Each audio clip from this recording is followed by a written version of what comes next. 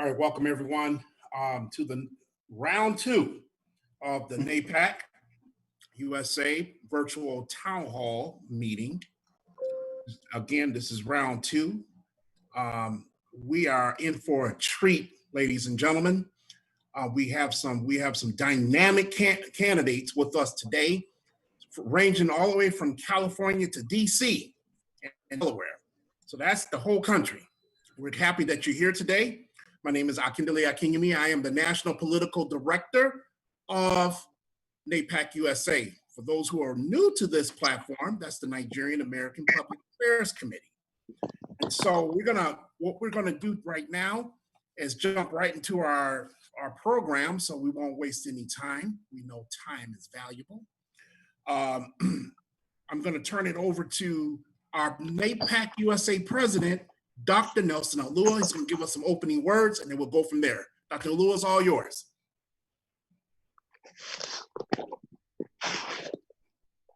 You're on mute, sir.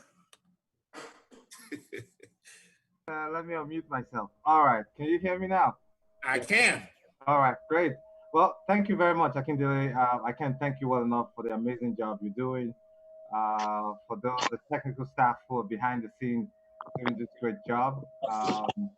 For Shegun and everybody else who's on, and particularly for the candidates who are here this afternoon, this evening, wherever you are. Like I always say, if it's important to you, you'll find time for it. We found time for this afternoon because it's important to them, but not just to them. And that's why NAPAC, as members of NAPAC, wherever you are across the country, it's important to us, and that's why we decided to, have this second edition of Meet the Candidates, Nigerian Americans in Politics, our collective role. It's our collective role to put ourselves together, get us to know one another, understand what platform we're running at or on, and what are the intentions that we bring, to the table, and what are the things we want to do, not just for the Nigerian American community, for the entire Black community, and for the for America as a whole. We understand that Nigerians are among the fastest growing ethnic, minority groups in this country. No doubt the statistics show how well educated we are, how vast and academic powers we control and bring to the table, and for the fact that we also contribute financially to this country. Again, our numbers are increasing, not just in this country, but globally. As of 2018, the statistics that show that Nigeria will be the third most populous country on earth in 2045 started in 2018, where the total number of births on earth showed that one, India was number one, China was number two, and Nigeria was number three. So that trend has taken place already, and the trend has continued. And only 2 weeks ago, it actually showed that Nigeria, by the year 2100, will be the second most populous country on earth. So the world will see a lot of blacks, but not just blacks, but peculiar black people, Nigerians, highly educated, highly intellectual, highly motivated, and individuals who have the will and zeal to take leadership in everywhere, and all the spaces that are taken care of. So we are getting into the space of politics now, and I think it's imperative that we bring our people together to showcase to our community that this is what they're doing, this is what they're running on, and this is together with NAPAC, we're going to move forward. So at this stage, I welcome everybody, and I hope at the end of this, you get to understand why we're doing this, learn why we are here, and then go on to join NAPAC.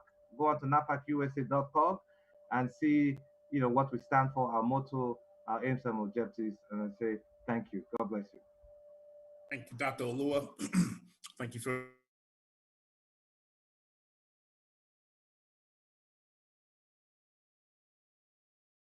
and I am joined by my co-pilot, the past president of NAPAC USA, Mr. Shegun Adenia.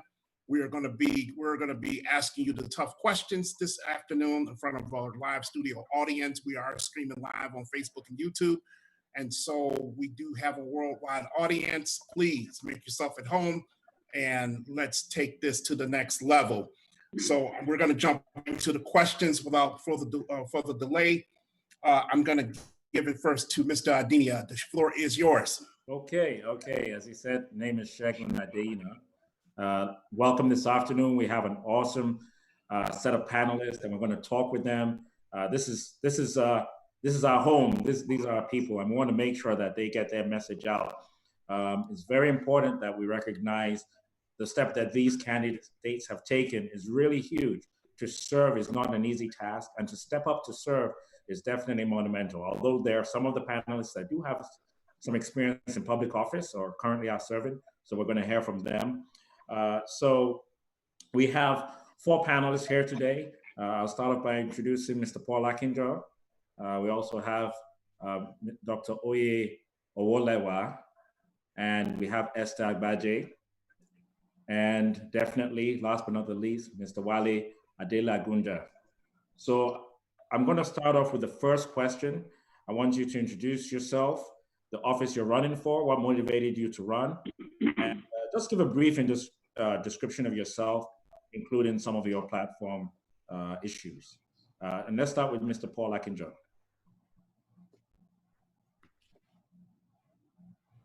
And you probably want to unmute yourself. Okay. All right. Thank you, Mr. Chairman. Thank you, NAPAC USA. Thank you for our Director of Public Affairs. I'm really privileged, regardless of how my voice sounds, to be part of this meeting this afternoon. Well, shortly put, the COVID-19 kind of upended everything we campaign on. We built a platform on. We built a platform because our area, the district, is mostly farming communities. So the original platform was built on taking care of the farm workers, taking care of the small businesses, as the area of taxation and stuff like that. They say California, we tax everything till they get mad and leave our state.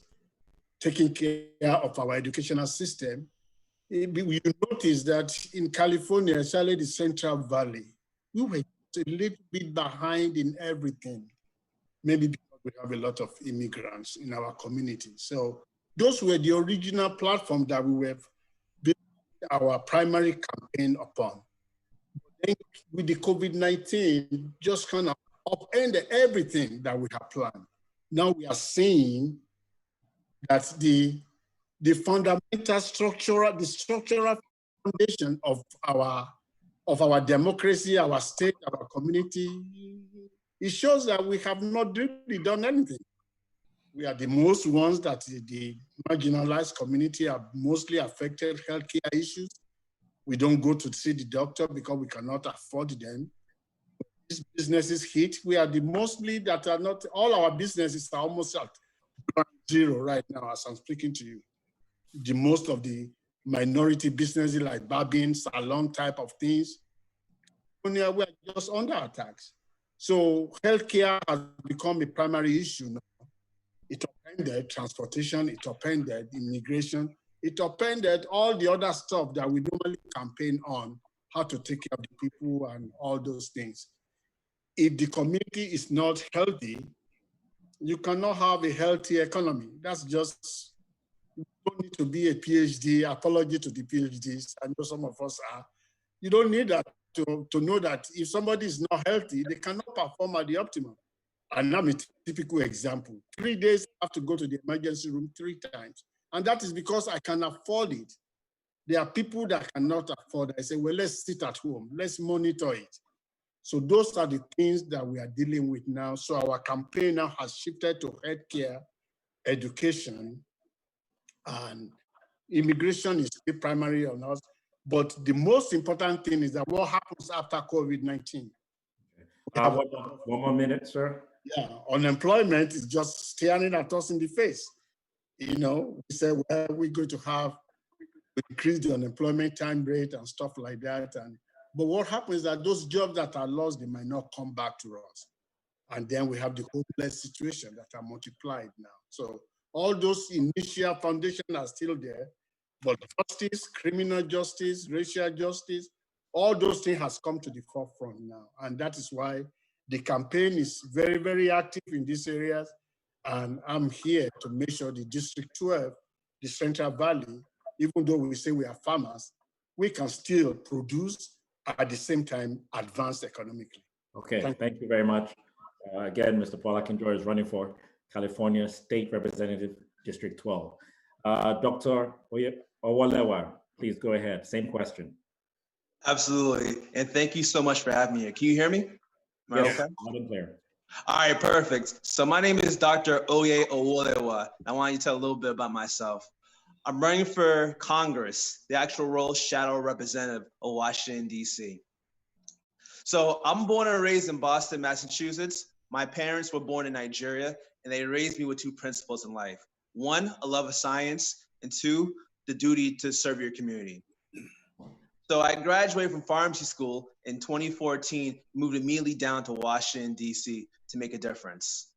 The very first thing I did outside of my practice was to volunteer in elementary schools to get kids interested in science. The reason why I thought this was important is because a lot of times in the Nigerian community, we have early exposure to STEM fields and other professions that kind of gives us, or young people, the vision to dream big. Whereas in Washington, D.C., there's some people living in underserved communities that don't have a father at home. They don't know a lawyer. They don't know a doctor. And that was my opportunity to give back. In 2017, I moved to Southeast Washington, D.C. to actually have a further impact in communities that look like my own back home in Boston. And I was actually ran and was elected as neighborhood commissioner, and I actually won by one single vote. And what that taught me was that not only does every vote count, but every impact counts as well. So I made it my mission to make sure that I have an impact on other people and just bring myself and be as much as the community as possible. Halfway into my commissioner duty, I found out a little bit more about the ineptitude and the second-class citizenship that DC residents have. Right now, we are the only Americans that pay federal income taxes without having representation in terms of policy. One more minute. And what that means is that DC residents aren't able to, they're able to pay for national policy, but not have a say in it. So what I wanted to do is run for US representative and fight for DC statehood. I've already won the primary and we're going to the general election, but the big thing is about fighting for DC equality, fighting for statehood, and ending voting suppression in Washington, DC. Thank you very much. Great introduction. Again, Dr. Owalewa is running for U.S. House of Representatives, Washington, D.C. Chicago representative. Same question goes to Attorney Esther Agbaje. Please go ahead. Hi, thank you guys very much for having me, and it's a pleasure to be here. So my name is Esther Agbaje. I am running for House District 59B, which is in the Minnesota State Legislature. It's an area that covers parts of downtown Minneapolis and parts of the neighborhood known as North Minneapolis. So I grew up in Minnesota. I also was born to Nigerian parents who came over to Minnesota in the 80s to go to school. And they instilled in me and my brothers basically a sense of service and also a sense of faith, because my dad is a priest in the Episcopal Church and my mother has done some work with homeless shelters in the past. And so from that perspective, you know, we grew up in different parts of the state and different parts of the country. And so just always understanding that at the core, people have the same sense of basic needs. They want a safe place to live, they want education for their children, and they want living wage jobs in a clean and healthy environment. And so I, went on, did my higher education. I worked for the U.S. State Department, working on issues across in the Middle East that focused on marginalized populations and rights awareness there, and wanted to bring that sense of service back to my home state of Minnesota. And so when I moved here a couple of years ago, I work as an attorney, and I've been doing some volunteer work with the housing court here. And so I just still continue to see that our society still tells people that if you don't have enough money, then you deserve to be on the street. And that's wrong. And so I'm running because I believe that it's time for us to put people first, to make sure that people's basic necessities are met, and to make sure that we are setting people up for success. So that's why I'm running. Thank you. Thank you. Again, she is running for Minnesota State Rep, District 59B. Next, we have Mr. Wale Adelagunja, and he is up next. Yes, can you hear me? Loud and clear. Oh, okay. Well, first of all, let me say thank you very much. You might want to sit forward so we can hear you. Thank you. Thank you. Yes. I have to, thank NAPAC for creating such a platform, giving us the voice nationwide. It's been a privilege to come before you today to come and talk about who I am. As you know, my name is Gabriel Olawale Adelanja, of course, originally from Nigeria. So I'm the first chairman of Delaware African and Caribbean Staff Commission. So that actually was turned into the reason why I'm running. I'm considered as a community organizer. Of course, I'm a businessman and also politician, and also, I sit as the chairman of the Council for Economic Development for African Descent in the state of Delaware and beyond. So what we do basically is we promote, African businesses nationwide and beyond. So we travel. I'm sorry, can you just move closer a bit to the mic? Thank you. Sorry, can you hear me now? Yes. Sorry. Okay. So yeah, we've moved around to promote Delaware. Delaware is a very unique state. It's a state that I would love everybody to come and visit because we have, a great opportunity, and that's what really, encouraged me. As I just stated as the chairman of the, African and Caribbean Affairs Commission to run for this office. I'm running on the platform of education. As mentioned, education is the key to most, all immigrants.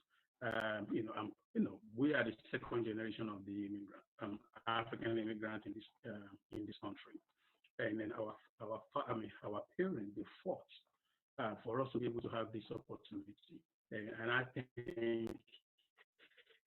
it will serve us a good judgment for us to continue what our parents built.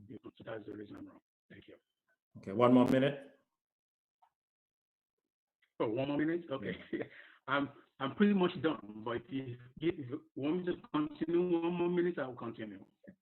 Well, basically, I really don't have much.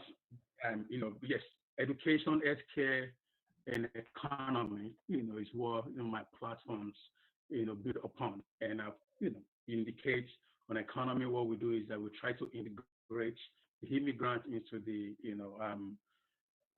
the Delaware mainstream. If you look at it, yes, marginalized, we hear that left and right, but Delaware has been very, very kind to immigrants, and I'll tell you that. Delaware is one of those very few states that have African Commission at the state level. I report to the Secretary of State and the governor. So for somebody like me, being able to, ascribe to get to that level in the state of Delaware, it means a lot. So that is why that, we continue to promote the state of Delaware. So thank you. Thank you very much. Okay, going to the next question, Akindele, over to you. You're on mute. Akindele, you're on mute.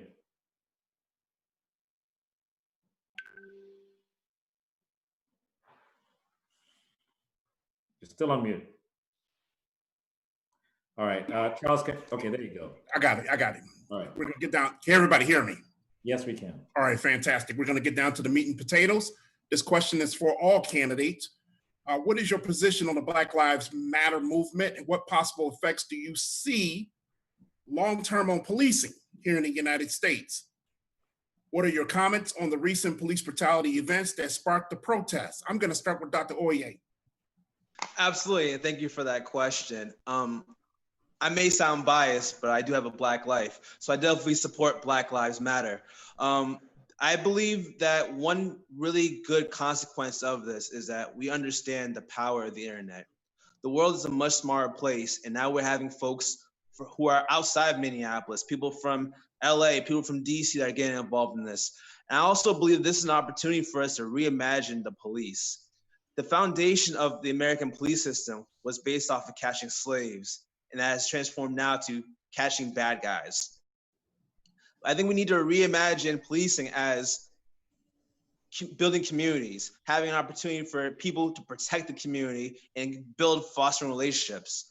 I believe that we need to divest money away from policing and put it into the communities where you can see better results, whether it's STEM education for young people, whether it's coding for young girls, whether it's diversion programs to teach kids a better way of living life and conflict resolution. That way, police officer jobs will be easier and there will be a tighter knit community. I'm thinking about having officers serve as commissioners for basketball programs so we can know police officers as human beings and not as people as uniforms that don't live around us. I believe that the Black Lives Matter protest is a first step. I do believe that the activists should start actually legislating and creating opportunities to write bills. It shouldn't just be for the 1%. And as a representative, I plan on having these people help me write bills and not just there to commentate once bills are written. Thank you very much. Same question for Attorney Esther. Thank you. That is such a great question. You know, being in Minneapolis, which is the most recent catalyst for this new round of conversations around police accountability and police brutality, I'm 100% with the Black Lives Matter movement. Again, it is about saying that it is Black lives that have been under attack, and it is, people of color in particular, and particularly Black people, that continue to see disproportionate outcomes in their interactions with police. So some of the things that we've been talking about in Minnesota and specifically in Minneapolis is how to kind of divest away from the police department, but in a way that makes them the right size to do the work that they actually need to do.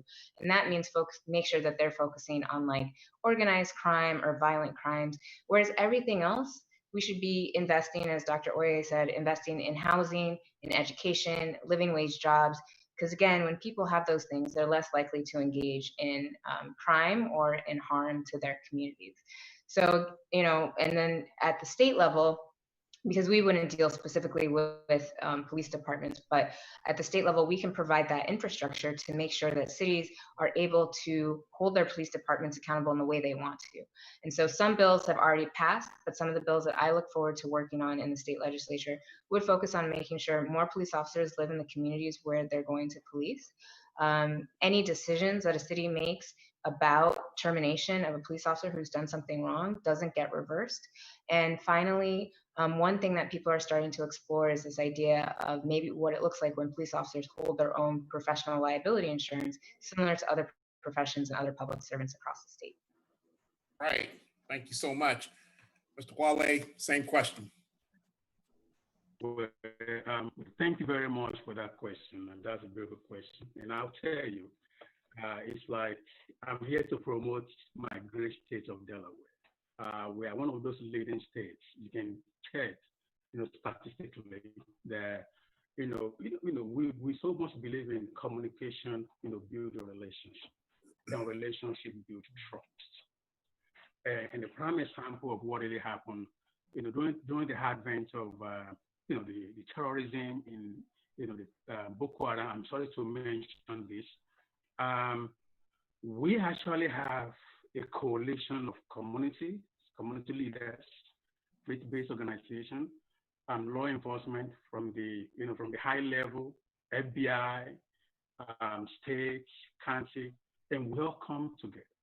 And then even they create a training for all the parents, where we even move to different colleges and then in different local churches. And this law enforcement, basically they educate us. And then also we community, we are able to express our concerns. Because at that particular time, we all remember, when, again, I'm sorry to say this, the issue of Boko Haram kidnap, folks in Nigeria. And then all of a sudden they're trying to tag Nigerians in the community, in that, tri-state. the group of leaders from our community now say the best thing for us is for us to approach this, the law enforcement. And they embrace us. Delaware embraced the immigrants, not just Nigerian. And so to me, and that has been, if you look at it, that has been our practice here in the state of Delaware. And I think it's something that I think we can continue to build upon. And defunding to me is not a good idea. I'm privileged to wear the uniform, in this great state, in this great country. I serve in the military, and I know what it takes. I know what it takes to deal with people, and law enforcement. They are doctors, they are lawyers, they are social workers, they are all those things. It's like they represent almost every every professions. But again, not that I'm trying to ignore gloss over the reality. Yes, of course, we have some bad apples, and we can address those bad apples. But I don't want us to tag all the law enforcement officers. These people, they die every day because of us. They sacrifice so much. A lot of them, they kill their children, and they never come back to see those kids. I'm kind of person that each time I look at that pain, I have a lot of them that we serve together. So for that being said, to me, if we can increase relationship, and that relationship will build trust, and that trust which will give us a paradigm shift in the system. Thank you. Thank you. Same question for Mr. Akinjo. 2 minutes, sir. Yeah, thank you, sir. The issue of Black Lives Matter actually affects all of us. Well, I mean, I can't deny it. I'm a Black man, and I'm a Black man and a city council member that is helpless. So when people ask me about what do you think about Black Lives Matter, I say, well, Black Lives Matter, but I'm helpless. How do I tackle the issue? People are looking at you as you're already within the system, but you find yourself in a situation where you cannot really do much. And that is disheartening. But I'm glad that Minnesota and George Floyd and all these things are coming up now, creating this awareness that we really need to move this country forward. Now, in the city of Lathrop, to onboard one police officer, please, sirs and ma'am, listen to me a little bit, is $460,000 onboarding just to bring a police officer, a uniform police officer, from the recruiting stage up to becoming a uniform and patrolling the street. $460,000. So if you need 2, 3, you can multiply, you can go figure yourself. These are not even officers now. Then when you need a captain or a lieutenant, then you are really looking at, so maintaining police services is really way up there. And you see cities with budgets that the police budget is more than their general fund. And it's really embarrassing to see how much we are spending maintaining a police state. And I'm for restructuring the police department. I'm a member of 1x2 of the police commission in our city. And we are discussing this with the sheriff. We are discussing it with the lieutenant and the captain. We are telling them some calls that the police are dealing with. Maybe we can move those calls away from them. If you are having a mental issue that ended up being a casualty for the individual that caused the police in the first place. Yeah, 30 more seconds, sir. 30 more seconds. Yes, so those things are there that we are looking at. The police are not, I'm from Oakland, and I live in West Oakland. I have long experience with the police department, but the problem is still the marginalized community takes the brunt, and the money that is needed to sustain those communities are spent on maintaining our police system, which I think we should look at. Is $460,000 can do a lot for a nurse, can do a lot for a social worker. Thank you, sir. I stand on this issue. Thank you. Mr. Shegun Adini, next. Okay, thank you, sir. All right, so this question is kind of twofold. One, because of a recent incident that happened with Vice President Joe Biden, who is the Democratic presidential candidate, where he discussed about the African American community, and he really didn't talk about the Black immigrant voice. When referring to African Americans, he made no mention to the Black immigrant voice. How do you expect to impact the Nigerian American and Black immigrant community and get involved in the political process in the United States, especially the young generation? And I'm going to start with Attorney Esther Agbaje. Could you please start? Sure. Yeah, I mean, politics at the national level is very different. So, you know, I think those comments, it just goes to show that, you know, all of our communities, regardless of where we come from, we're not monoliths. We can't be taken for granted. And every person who's running for public office needs to go out and earn the vote. You know, as someone who's running as a Democrat, you know, definitely I support Democrats, but I do think it's important that the Democratic Party continues to respect and value all the different people who are there. So when it comes to Black people, whether it's African Americans who were descended from enslaved people or Black immigrants, you know, all of those voices, and even within those two groups, are very different, and all of that needs to have a place at the table and be respected. And then what I can say for myself at the local level, you know, I have been building a campaign that has been truly inclusive of people from all walks of life, and I will continue to do that and continue to have dialogue with individual people and individual groups to understand where they're coming from on their issues in order to meet those needs. So that's what I think that we can do as people who want to be public servants to continue to do better, is to make sure that we're listening to our constituents and listening to the different voices to help us create policy. Thank you. Same question, Mr. Wale Adila Gunja. Same question.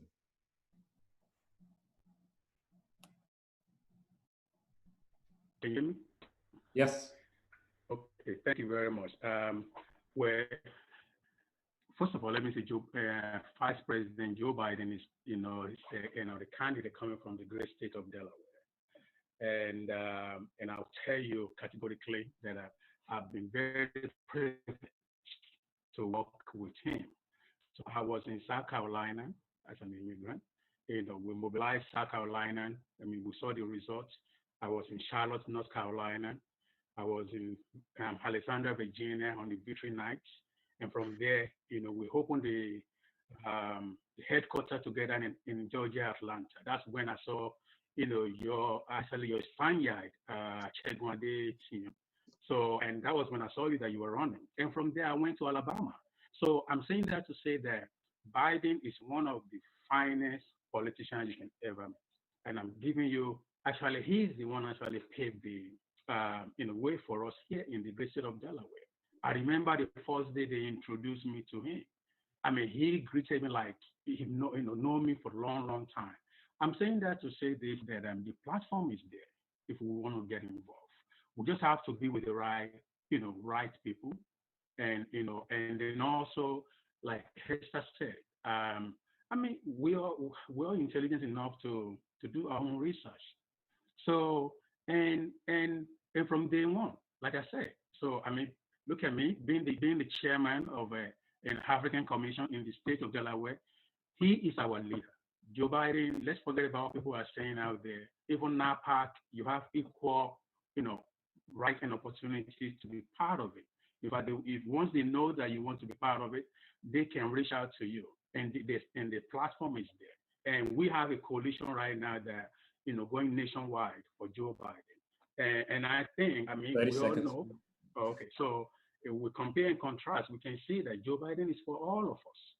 It's for all of us. There will be no marginalization when it comes to Joe Biden's regime. Thank you. Thank you. Mr. Paul Akinjo, same question. Yes. So when it comes to the issue of Joe Biden, I think Mr. Wale Adelagunja kind of mentioned, and Dr. Agbaje also, they all mentioned something similar. To get to know those people at the national level, you have to be involved at the grassroots level too. because that is the only way you get to meet Joe. That's the only way when you are the delegate from your county, delegate from your state. I've been a delegate for the Democratic Party from my county now for almost 8 years now, actually 10 years consistently. So we get to meet all these people at our national level. So that is why I'm able to confirm some of the things that Mr. De La Guya is trying to tell us. Joe might be misspoken sometimes, it happens to all of us, but he's one of us really. After Bill Clinton, I don't think we're going to get closer to a white man in a white man in a black mode than Joe. So all those things, we are united as Democrats, and we like to see Joe to be the president. Now, as for me on individual level, locally, you have to eschew all the things that the president and the NAPAC stand for. You got to bring it to the open. In other words, character, integrity, motivation. You bring all that so that people can follow you. We are only about 3% African American in the city of Lathrop, and I've been re-elected 2 times, once nominated. So by the time we finish all this discussion, it will be like 10 years on the city council. So it is important. It is important that we monitor and we present ourselves, that we are capable of doing this job. We know we are smart. We know we are well educated. Then what is holding 30 seconds, please. Us back? But we have to form a coalition and unify. So it's the unification of the system. I mean, there's a pullback from the North-East Association because they are also the Bernie Sanders, but they too are coming around on that. The only way to win 2020 is to come together. So I'm for the United Democratic Party. Thank you. Thank you. Again, let's move on to Dr. Owalewa. Same question. So I appreciate the previous comments, especially for those who are defending Joe Biden's character. I want to talk about the actual comment in itself. I want to go back to something that Esther said. Black people are not a monolith. There's a lot of Black folks who are conservatives, a lot of folks who are independent, a lot of folks who are Democrats, a lot of Black folks who are Nigerian Americans, a lot of descendants from slavery. So we can't all be seen as a monolith. So when Joe Biden said that you ain't Black if you don't know who you're voting for, it was very dismissive and was condemned immediately. But being the candidate for something federal, one thing I noticed after the primary election that I won is that although I'm directly voted by DC residents, I'm accountable to people with my perspective. So there may be Nigerians in Texas that say, hey, when you go up there, you represent us. There are people from Nigeria that call me, hey, you represent us. When there's people from Boston, where I grew up in, like, hey, remember where you came from. You had to apply those same principles to when you get to where you're at. And it's very important that we remember that we will be seen by people from our perspectives, even the millennials. So it starts with us. We can't expect someone who's an 80-year-old white guy to be in tune with our values if we don't bring it when it's our turn to bring it. When Esther is going to be the state representative, she doesn't just represent people of Minnesota. They're going to be Nigerian Americans from New Jersey that say, hey, Esther did it, I can too.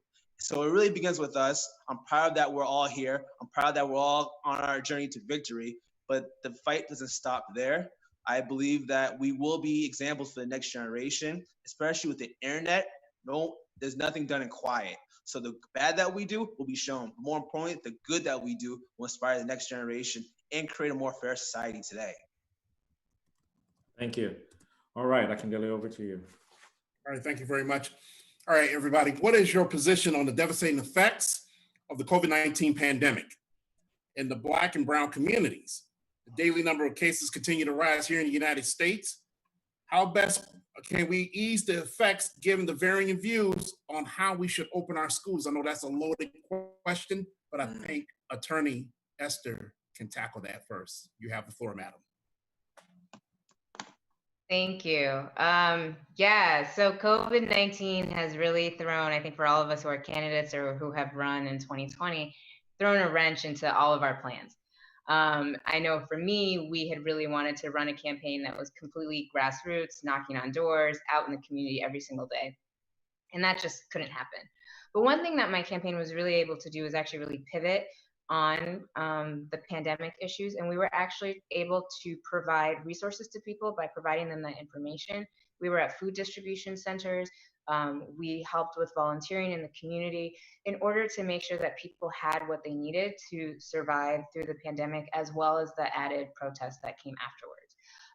I think when it comes to making sure that people have the correct information, it's always making sure that they know where and when and how they can go and get tested, continuing to keep that testing free, like the state of Minnesota has been doing, as well as, you know, providing additional resources to help when people start going back to school and going to work.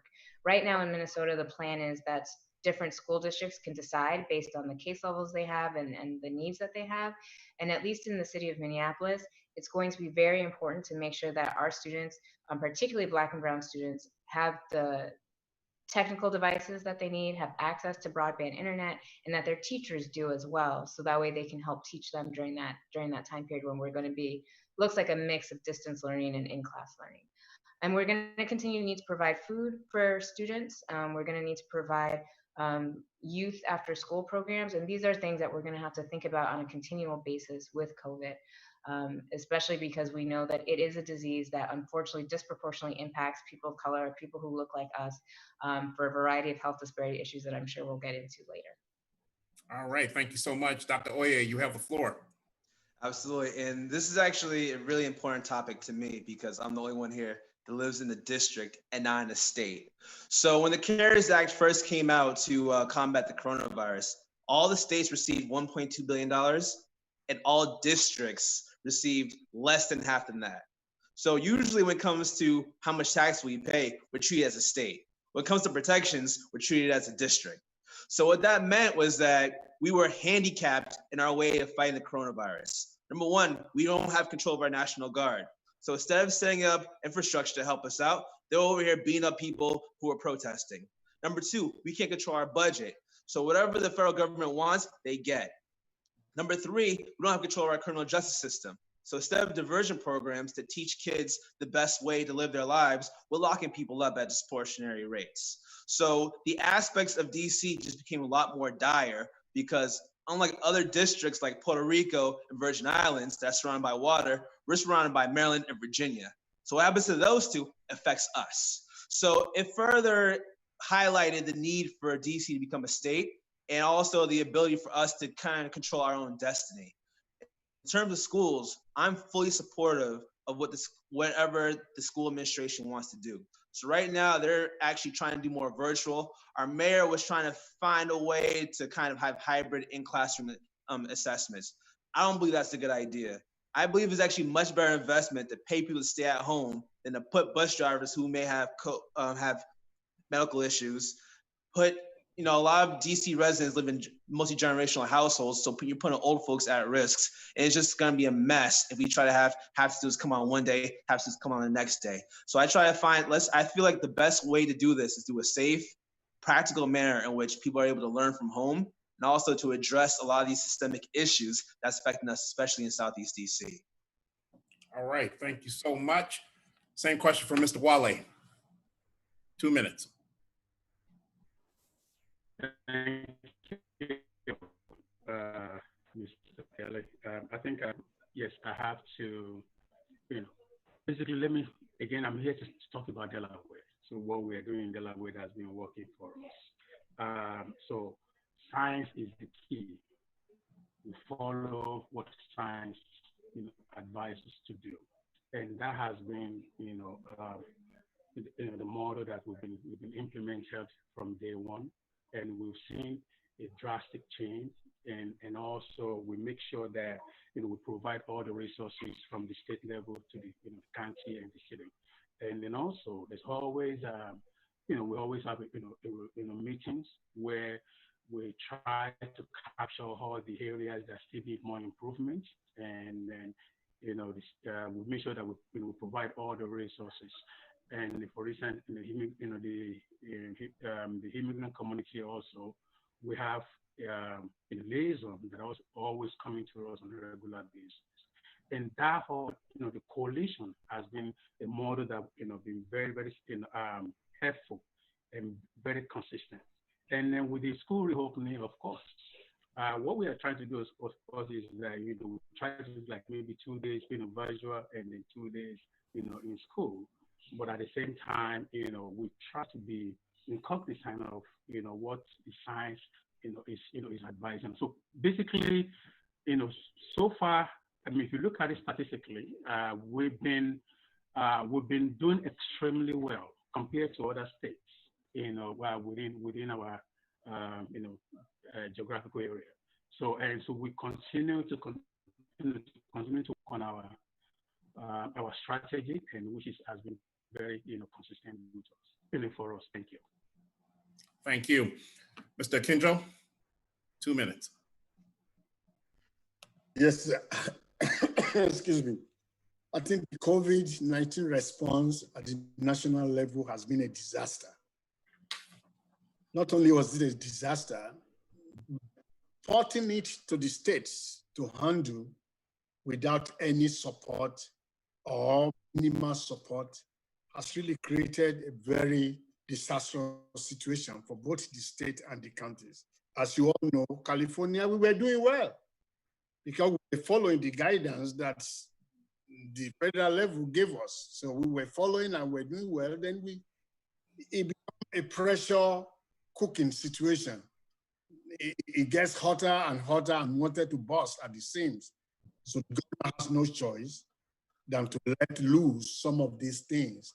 And here we are today, even as I'm speaking to you, the Central Valley, which I represent, has been notified that we are the center point of a new COVID-19 infection. So it's just something that we did not grasp as well as we're supposed to.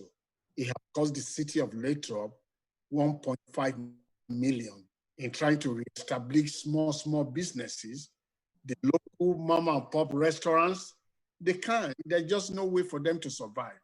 We try to prop the salon and the barber shop, giving them loans and stuff like that, but they are still struggling.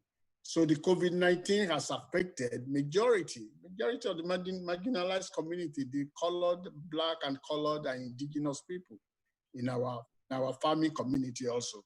As for the schools, because this COVID-19, actually, it did expose our educational system that we really are not standing as we thought we were. So we are considered a rural area. That means if you are rural in America, you don't have no broadband.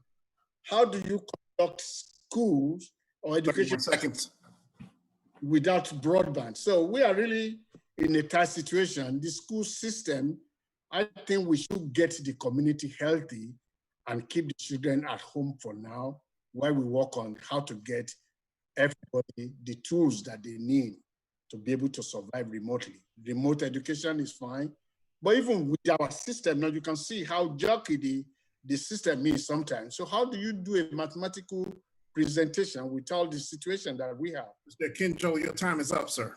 Yes, sir. Thank you. All right, we're gonna go, all right, so from here, we're gonna go ahead and talk, now we're going to the specifics. So we're gonna ask each candidate a specific question based on the race they were running in. I'm gonna start with Miss Esther. We did talk a little bit about Black Lives Matter, but we wanna get a little more specific. We know that the death of George Floyd has initiated a nationwide discussion on the intersection of law enforcement, protesting, and racism. Now, if you are elected as a state representative in District 59B, what, in your opinion, should the state legislature take to address the circumstances specifically leading up into and following the death of George Floyd? What kind of actions would you initiate or propose at the House level in the state of Minnesota? Thank you for that question. It's very important. The biggest thing is really making sure that we prevent these types of interactions from happening in the first place between police and people. we have a caucus here at the state legislature called the People of Color and Indigenous People Caucus, and they have actually put forward a number of bills that were passed already, and a lot of it focuses on no more warrior training, no more chokehold banning, all those types of things, all very important. As I alluded to earlier, I think what's even more important is that we are making sure that at the state level there is a way to allow cities to continue to invest in resources that make sure that people have what they need. So then that way you don't have, and then it's also imperative that people aren't always calling the police for every situation. So can we call a mental health worker, a social worker, someone who is maybe good with theft? I mean, like one of the things that happened in George Floyd is he was, allegedly used a fake check or a fake $20 bill. That's not something that really requires a police officer. That could just be an administrative professional who comes out and takes that report. And then, as I talked about before, when it comes to kind of disincentivizing the culture of policing that tends to focus on looking at Black people in particular as threats, I think some of the things that can kind of help with that is that professional liability insurance. What it says then is that if you make a mistake and when you're held accountable, instead of relying on tax dollars to bail you out, which is kind of the system we have right now, like other professionals, you would have to come out of pocket for that. So I think that's something that when you start talking about the money and instead of pushing it off on the citizens to pay through their taxes to continue to keep these police officers on the payroll, but instead they're paying for it, I think that's a discussion that people are willing to have to make sure that we're using that as a disincentivizing factor for future police officers in their interactions with people. Thank you so much for that response. Moving on to Mr. Paul Kinjal. This question is for you. This is a loaded one, my friend, so get ready. And this is strictly in California. The housing shortage and associated issues are affecting many areas of everyday life in California, not just transportation and associated emissions, but homelessness and work and life balance and general quality of life for many. Challenges include costs, construction delays, conflicting priorities, and basic political will that of both lawmakers and the community. As legislative matter, what can be done to both support those who are trying to build housing, especially housing incentives, which is categorized as deed-restricted, affordable, or permanent supportive, and encourage those who are still resisting? How can we change that housing situation out there from your point of view? Yeah, thank you, sir. This is a very, very tough question, but let me just upfront. I do support the governor's initiative that we passed to create the in-law unit. In other words, right now, as we are speaking, and I know looking through the window, we all have backyards that you are allowed now to build what is called an in-law unit. But we're not supposed to sublet it to Airbnb or wherever. It's supposed to be able to be used for people for rental purposes that are, it could be a family that looking for a place to rent and stuff like that. So that is one thing. The other thing we need to get away from is the affordability. When you said affordable housing, how do we create housing that are affordable to the people?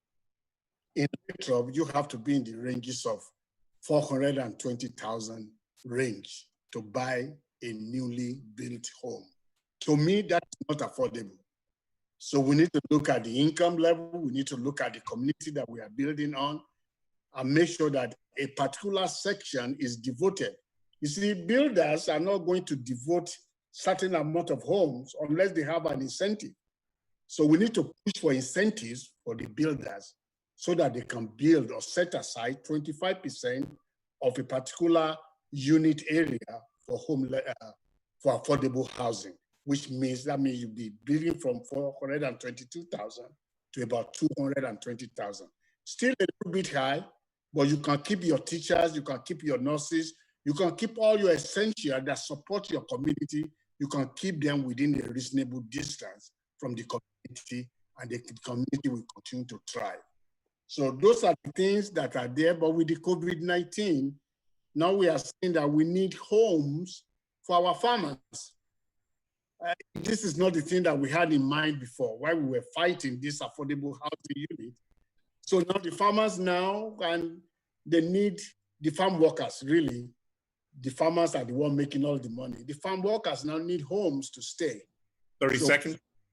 So we are working on that so that even if we take care of our nurses and everybody else, we do not want to leave anybody behind in California. And these are the things that is on the table. As a state representative, I think we need to fight more a little bit for the homelessness unit that we have, that we can create more affordable units for our citizens. I think it's about time we do that. Thank you, sir. Mr. Shegun, it's yours. Okay. This question is for Wale Adelagunja. If elected as state representative for District 34, what measures will you develop and or support to increase community confidence in law enforcement personnel?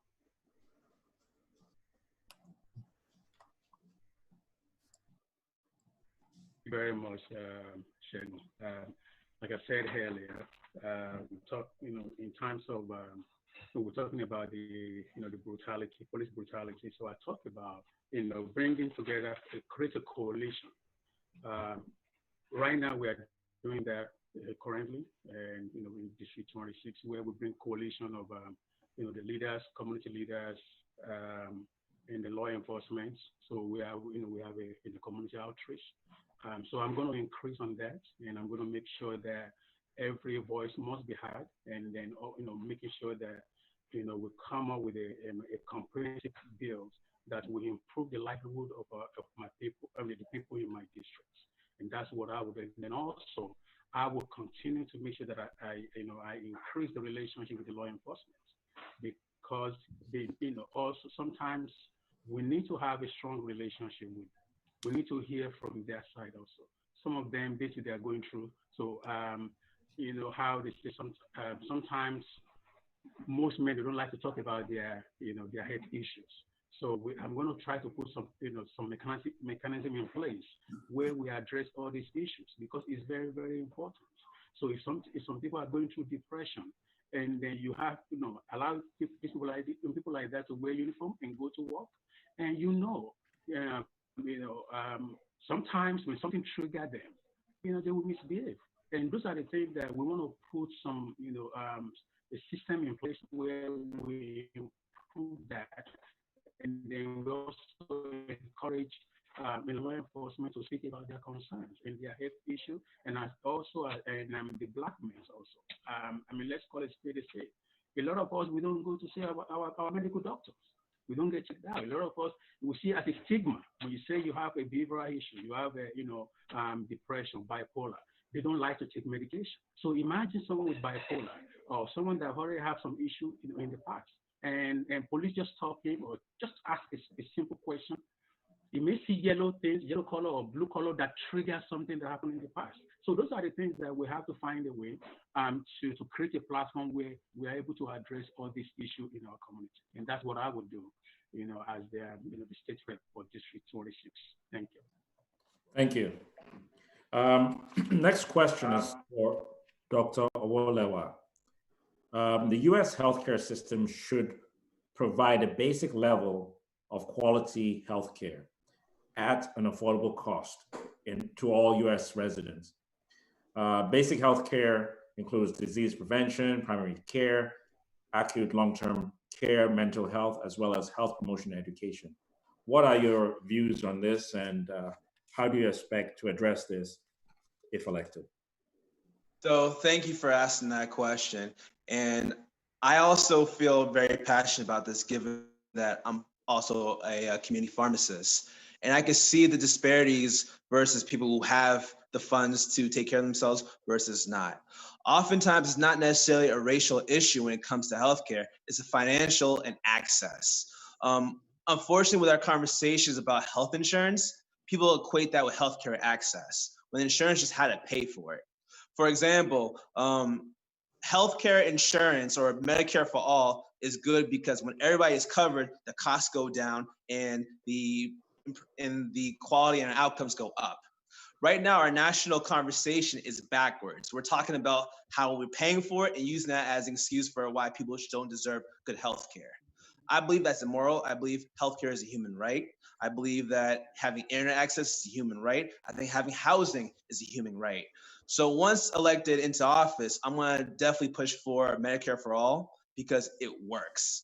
A lot of times people are pointing at what's going on in other countries, saying that this can't work over here for some reason, but we're already using Medicare, and it's for the elderly. And elderly are usually the ones who use them, who have the highest healthcare costs. So if it could work for them, it could work for everybody else. I definitely support healthcare, Medicare for all. I support changing our current system because right now it is broken. The reimbursement rates for each medication going to pharmacies are going lower. Doctors are getting reimbursed less. So right now people are working harder for less money. And that's all across the board, all over America, because wages are getting stagnant and inflation is getting higher. So we have to really address this by making sure that people are paying their fair share, that the billionaires are no longer writing our laws, and that the United States don't work for the 1%. Thank you. I can deal it. Right. This question is for Mr. Wale. Two things. If elected, what are your primary goals for the upcoming term? And what would you do to improve access to medical care in rural and low-income communities? 2 minutes. Well, thank you very much. My primary goal, basically, education is the key, and I'll tell you why. My district right now is one of those things that consider very, very challenging for achieve. So we try to, still be just part of the bill, and then also referendum that was just passed, for us to increase a fund for the school system. And of course, and then as immigrants, as we all know, so a lot of things that's going on that also, we talk about marginalization. So it's one of those things that we want to address. And then also so that our kids can have a, opportunity to have a better system. And, to improve, giving them, a conducive environment to be able to have a good educational system. And then also the second question, sorry, if you don't mind, can you repeat that second question? I didn't catch that. Yes, sir. What would you do to I think that can you repeat that second question if you don't mind, please? Yes, sir. What will you do? Can you hear me? Wait, to improve access to medical. I can hear you now. What can I do to improve access to medical care? Right. Yep, in rural and low income communities. Okay. Well, there's something called good thing. We have something called urgent care right now, which most of our the immigrant community, they actually investing in it. And I have a couple of friends that actually they have that urgent care which they put in some of those areas that traditionally other people would not go.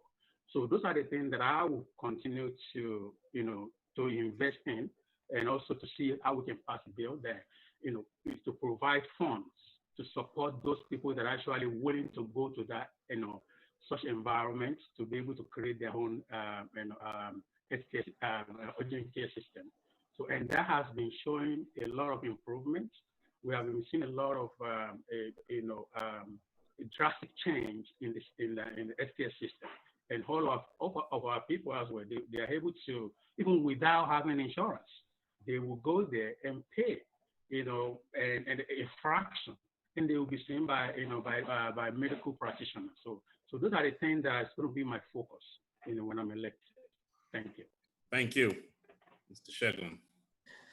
Yeah, this question is for Attorney Esther Agbaje. What would be the three most important changes, if any, would you make to state tax policies or the state budget, especially considering the impact of COVID-19? And what are your top environmental concerns? How would you address them? Yeah, So when it comes to the budget, we are definitely, like many other states, are facing a major budget shortfall.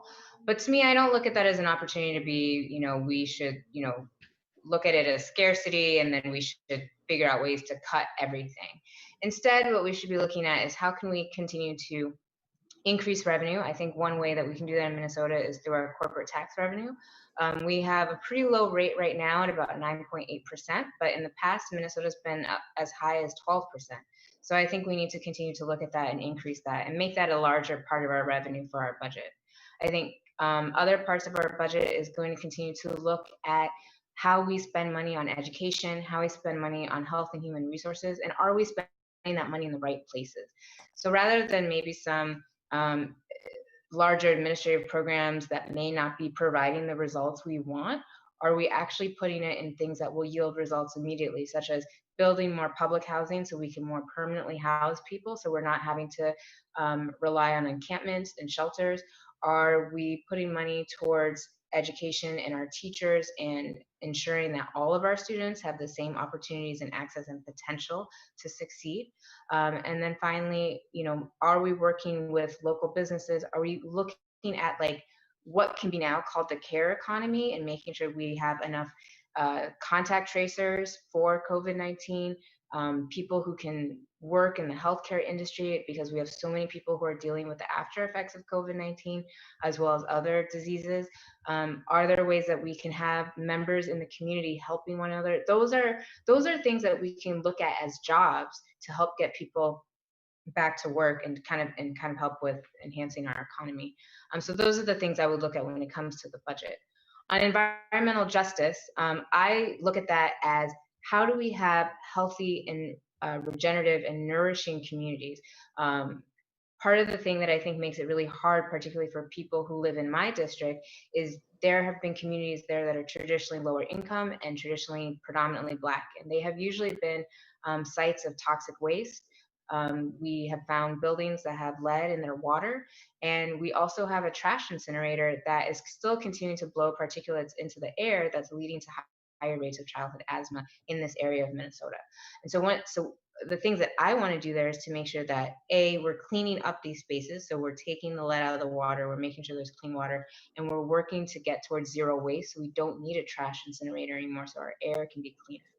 We also have a number of community gardens. And so I think looking at urban agriculture is going to be really important to make sure that we have a resilient food source, localized food source for our community. Because what we also saw is that there's still a food desert in many parts of my district.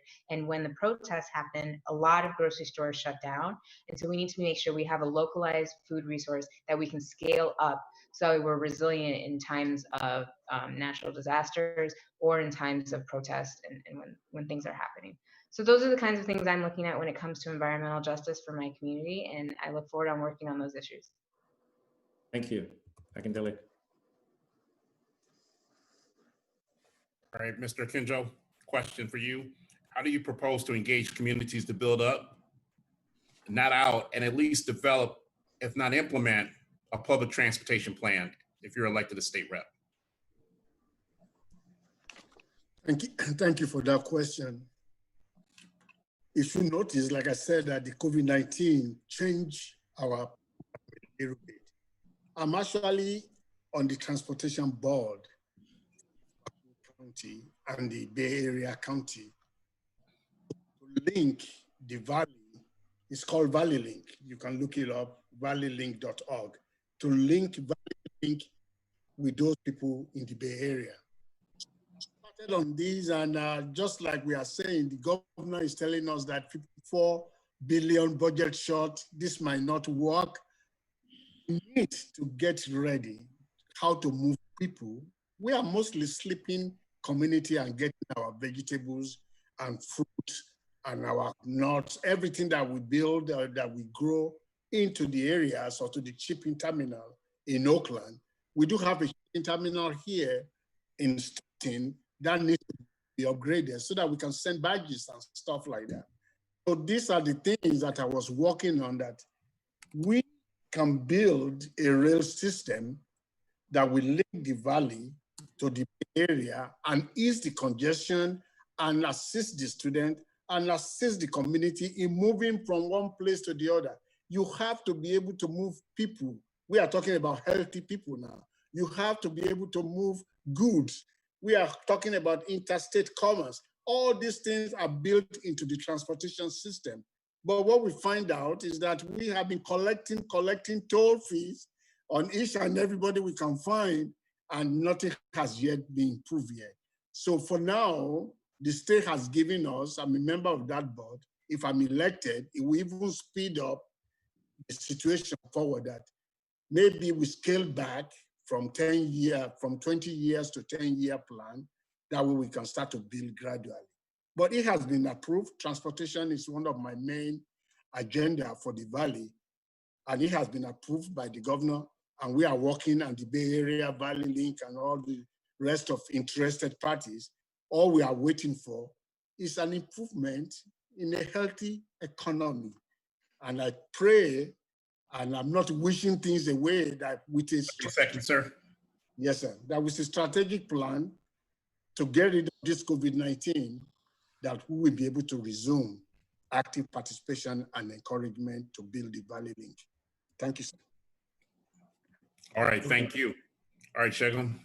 All right, so we had some questions from our online viewers. I want to start with a question from Reverend Dr. Prince Adekoya II with the African Diaspora for Justice. And this goes, and we'll, first he congratulates to all sons and daughters of Africa running for office here in the USA. Despite your westernization, do you believe in the sustainability of the African culture, specifically Nigerian culture? And how would you help promote our culture when you get in office? And I'm going to start off with Dr. Owalewa. Yes, thank you for that question. It's very, very, very key to me. So given that I was born in the States, but my parents raised me with a strong connection back to Nigeria, I think the fact that there's been so much support coming from overseas for my campaign makes a big difference, that I will serve as that bridge. Earlier, I was speaking about how although I'm voted in by district residents, I'm still accountable to so many people outside of the district. And this is why, because a lot of people put me in this position to be there. And once elected, I'm gonna have to be responsible in making sure that I'm worth your investment. Whether that means continuing the culture, inspiring young people that came from my background or who come from Nigeria or first generation Americans, to also give them support and mentorship to also be involved in American politics. Our country won't change unless we have new players in it. Our culture is well past our legislative process. I mean, we're fighting for different policies that should have been enacted 50, 60 years ago. And nothing's going to change until we have new people here who are not beholden to the special interest groups. And that will be how we bridge the gap and bridge from America and trying to make a better world player and make sure that we take care of interests outside this country. Thank you. Attorney Esther Agbaje. Sure, thank you. I think it just comes down to the fact that, us as children of immigrants, like we bring that perspective. I'll speak specifically to Nigeria, obviously, but, we bring that perspective of what it's like to see our parents come over and work really hard and help their children set up for success. And so that's the type of thing that I want to make sure that every family has access to, no matter what their background. And that's something that I believe that should not be an exception to anyone.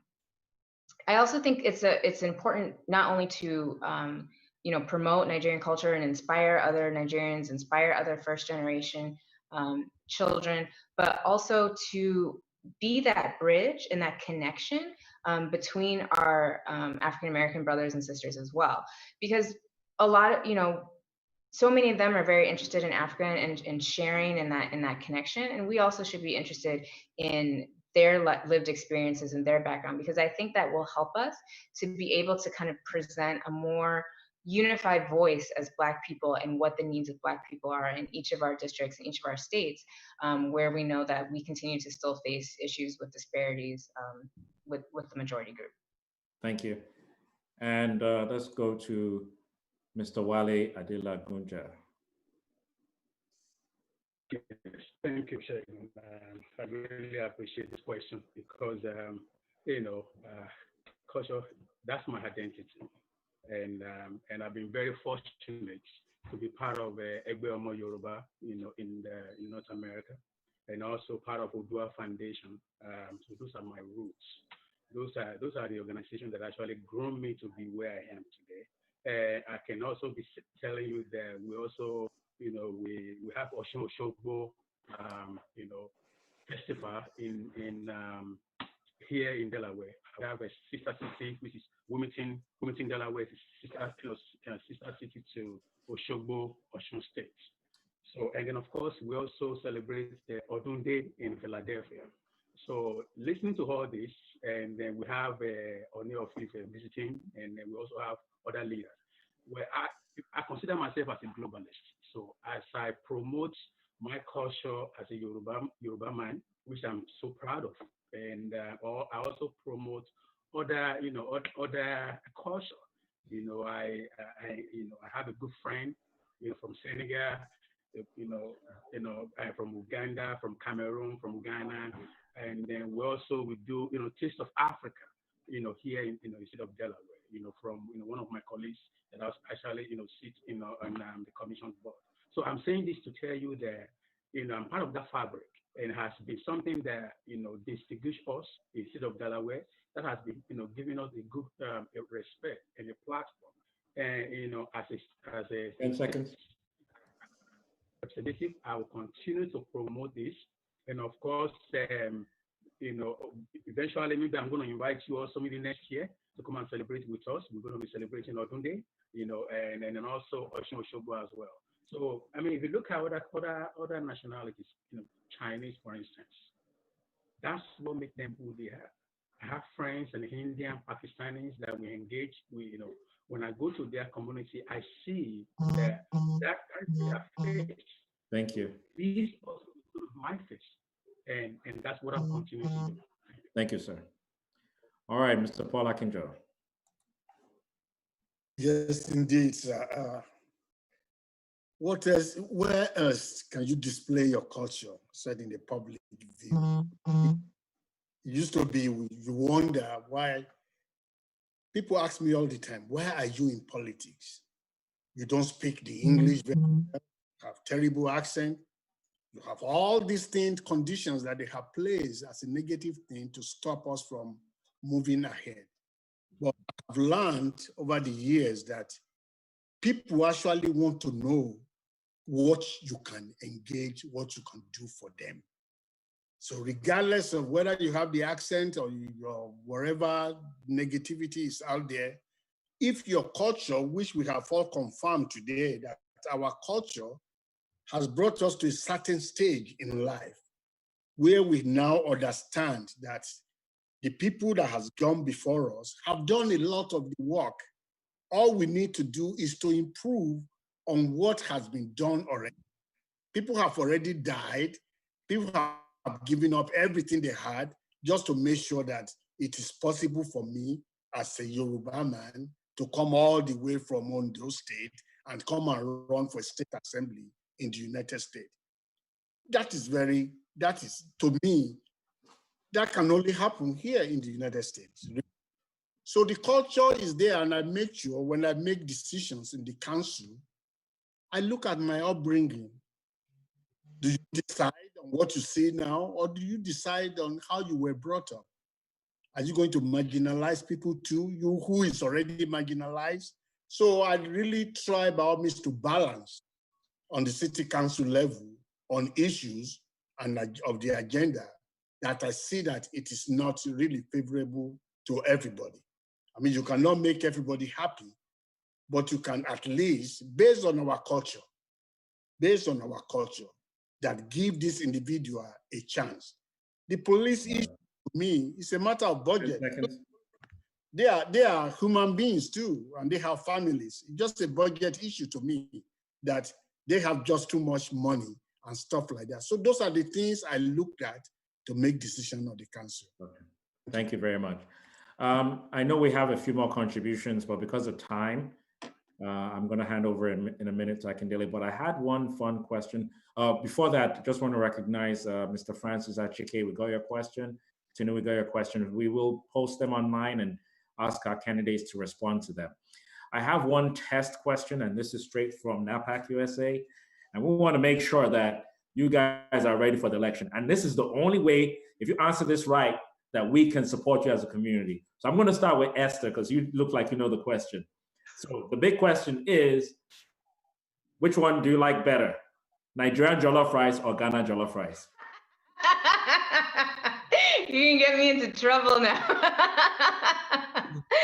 I gotta say Nigerian jollof rice all the way, and my mama makes the best one. So, okay.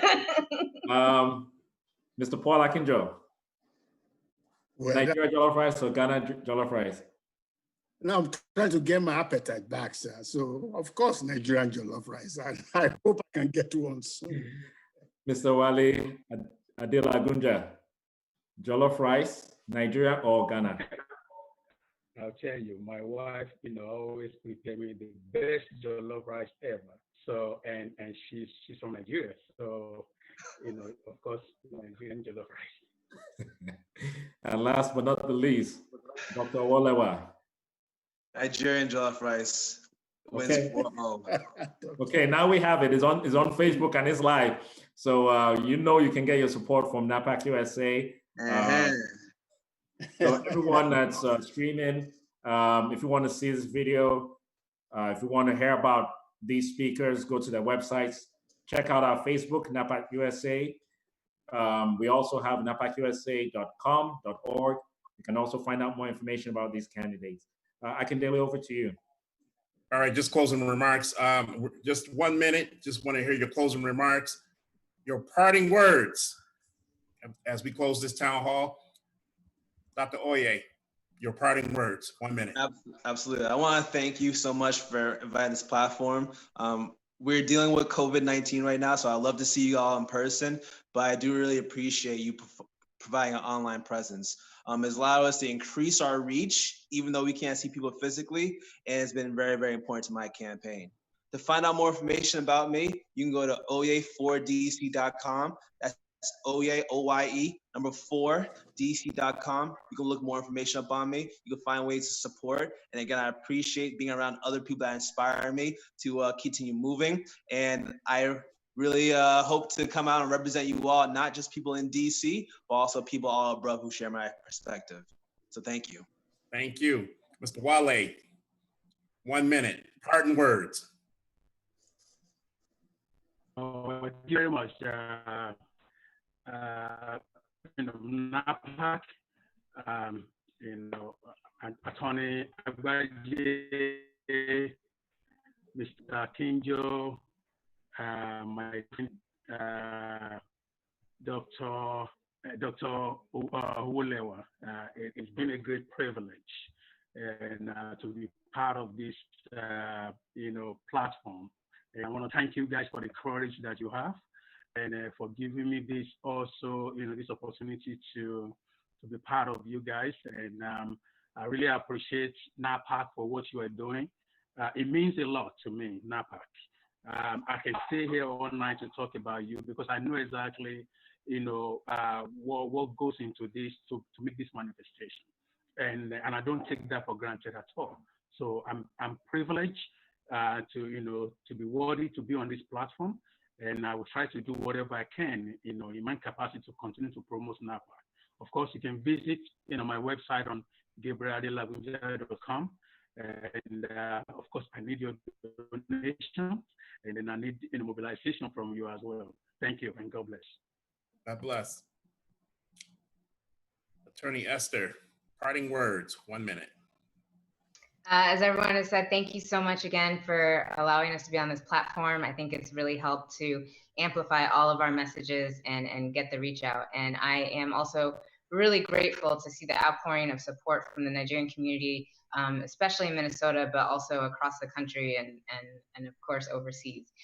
And, I think this election is really about, what is it going to take to make sure that we are caring for each other, and that we're being inclusive in our policies. And that's what I'm fighting for. So if you live in Minnesota, there's 2 days until the primary election on August 11th. So I encourage you to vote, whether at your polling location on Tuesday or early vote on Monday. And you can find out more about me, and please tell your friends and family that you know in Minnesota. My website is estheragbaje.com. And if you're on social media, all of my handles are at @GoForEsther. Thank you. Thank you. Last but not least, Mr. Paul Kenjo, parting words, 1 minute. Thank you, NAPAC. Thank you for everyone. Look, I'm so impressed, to tell you the truth. I'm just totally impressed. So I'm very grateful and privileged to be part of this organization and to be able to join you on this platform. I try by all means. This is my 3rd attempt to be on the platform. I'm glad I'm able to make it. That is how important everyone on this platform are. We are here to unify the country. We know the country needs to move on. We need to move away from the hatred, injustice that we are going through and move to a more progressive or more centralized, whichever area you belong, but there has to be a change. So I'm very grateful for all our Nigerians community and all our African communities that lives and all the minorities that are marginalized that I represent in the Valley. I'm a farmer myself. My father is a cocoa farmer. I know how many years I spent on the cocoa farm before I came here. So I do understand the privileges that's been given to me. Thank you so much all. My website is paulakinjo.com. And please don't forget that donation, like everybody said. We need it. And good luck to Dr. Agbaje on Tuesday. Thank you so much. Okay, thank you so much, all candidates. We have closing remarks from Mr. Segun Adenia. Thank you. This was really an exciting program, and I know all of you will get the support you need from the community. Let me go ahead and point everyone's attention. Again, if you want to find out more about our organization, napacusa.org. It's a really exciting organization. We want to be part of our community. You can join by clicking on the join button on our website. And then you'll get a link to be a member. You can volunteer and participate with any one of our state PACs. We have a CalPAC in California, NAPAC Georgia, NAPAC Michigan, NAPAC New Jersey, NAPAC New York, Florida, and we have more PACs in different states that will open up in the near future. For a few closing remarks, I'd like to hand over first to one of our founders, who is now currently the chairman of the NAPAC Foundation, Mr. Tai Doherty.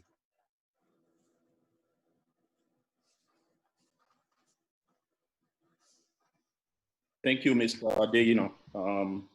I'd like to end by congratulating you all. We do have 2 generations of Nigeria running for office. We have our next generation, which I'm really, really happy to talk about, Dr. Wolewa and Esther Agbaje. Those are our next generation. And then we do have the 1st generation Nigerians like Paula Kinjo, like Mr. Wale, and I think I'm leaving out somebody else. But I'd like to congratulate you all. This is what NAPAC is all about. What we're trying to do is to make this place better for the next generation Nigerian Americans that are going to be coming after us. So I like to end by thanking you all for offering yourself to service, because it's not that easy to stand out and offer yourself to service, which is what you're all doing. So with that, I'd like to end by saying Godspeed and God's blessings. Thank you all. Thank you, Mr. Doherty. One last thing. For those candidates, we have candidates who have their primaries coming up and a runoff election. One of our speakers from the last town hall meeting, Mr. Gabriel Koye, is running in a runoff election on August 11th. Tuesday is August 11th in Georgia. He's running for state Senate, District 9. So if you have friends that live in the state of Georgia and happen to live in that district, please remind them to go out and vote. It's a very important election. I can't tell you why it's too important that we vote as a community, because every vote does literally count. Also, we have 3 other contenders who are running in their primary. Dr. Igodaro, his wife, Shannon Godaro, and also Nike Adebayo. They're all running for offices in Florida. Dr. Godaro is running for state senate. Mrs. Shannon Godaro is running for city council in Miami-Dade, city of Miami-Dade. And Nike Adebayo is running for a judicial seat. So please let your friends know in Florida to go out and support. We really need our community to step up and be a part of this larger community that we live in and making sure our voices count. Once again, please visit our website, napacusa.org, and we look forward to the next town hall meeting. Thank you all for taking the time out. Have a wonderful Sunday and have a wonderful week. And once again, thanks to all the participants. Good luck on your races. Let's win. Good night, everyone. Good night. Thank you. Thank you all. Thank you so much. Very much. Thank you. Thank you, Dr. Nix. Thank you.